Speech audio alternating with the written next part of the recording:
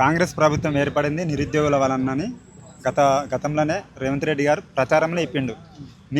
మీరు ఊర్లలోకి వెళ్ళండి, గత ప్రభుత్వం మనం మోసాలు చేసింది, మేము వచ్చిన తర్వాత మీకు ఉద్యోగాలు ఇస్తాం అవి అని మేము కల్లిబిల్లి కబురు మాటలు చెప్పింది. సరే అదంతా అయిపోయింది. మేము పోయి ఊర్లలోకి పోయి ప్రచారం చేసి బస్సు యాత్ర చేసి కాంగ్రెస్ ప్రభుత్వాన్ని గెలిపించినాం. మనం గెలిచిన వెంటనే మనం 2 లక్షల ఉద్యోగాలు వేస్తామని చెప్పిండు. మనకి ఎస్ఐపిసి ఉద్యోగాలు అయితే ఒక్కటి కూడా వేయలేదు.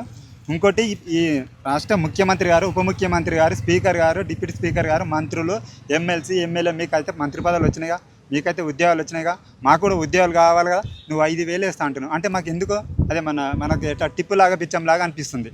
అదంతా కాదు, భారీ ఎత్తున 19,000 పైన ఖాళీ ఉన్నాయి కనుక 20,000 పోస్టులు వేసి తీరాలి, మాకు న్యాయం చేయాలి. ఇంకొకటి ఎస్ఐపిసి ఏజ్ పెంచమంటున్నాం.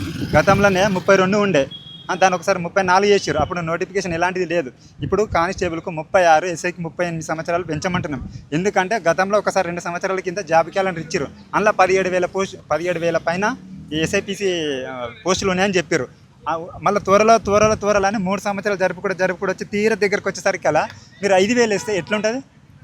ఇదే 16,000 పోస్టులు ఇచ్చిన కానిస్టేబుల్ అని చెప్పి నియామక పత్రాలు కూడా ఇచ్చింది. అది గత ప్రభుత్వంలో వేసినాయి. అవి అసలు ఎస్ఐపిసి నోటిఫికేషన్ కాంగ్రెస్ ప్రభుత్వం వచ్చినాక ఒక్క పోస్ట్ కూడా వాళ్ళలేదు.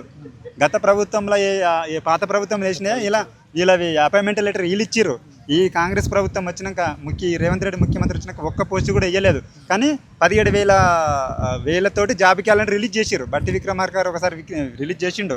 కానీ అప్పుడు మరి దాన్ని ఇప్పుడు నేనున్నా అదే టైంలో నువ్వు ఇచ్చిన ఉంటే నాకు ఏజ్ వస్తుండే, ఏజ్ నీ పెంచమని అడగపోతుండే. ఇప్పుడు అది గడిచిపోయి 3 ఏళ్ళుగా వస్తుంది, 2.5 ఏళ్ళుగా వస్తుంది, ప్రభుత్వం 3 ఏళ్ళుగా వస్తుంది.